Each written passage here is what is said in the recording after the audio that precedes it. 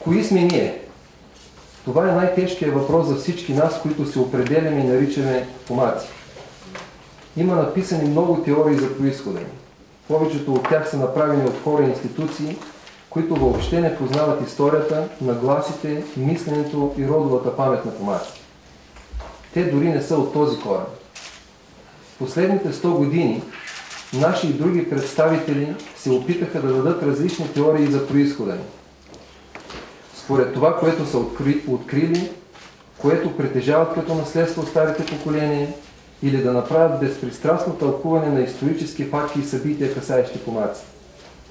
Но и това не е достатъчно, защото се оказва, че произхода на помаците не е еднозначен. В крайна сметка, ние извървяхме своя път на припознаване и определение. Ние затворихме и последната страница с теории, които ни противопоставят или разделят. От тук нататък ние на висок глас казваме следното.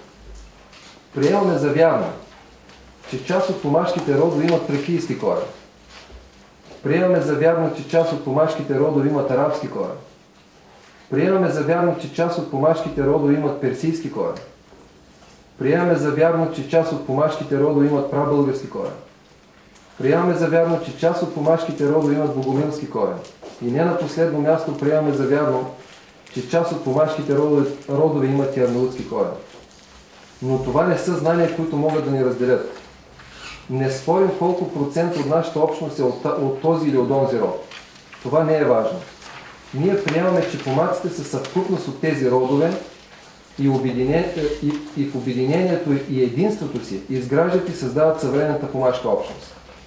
За нас организацията Европейски институт помаците не сме тюрки, не сме християни. Ние сме мюсюлмани, които изповядват така наречения умерен мек ислям. В мисленето няма никакви крайности, а това в още по-висока степен важи по отношение запазване добродетелите на исляма. Ние сме първите мюсюлмани на Балканите и в Европа. Приемаме исляма в края на 7 век, като това продължава и през 9 век от суфиите, с което се запазват принципите на светостта и чистотата. Ние сме били и винаги ще бъдем европейци.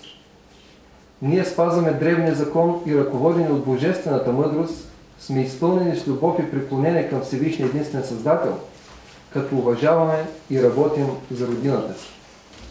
Затова и където да се намират помаците, те работят за държавата, в която живеят.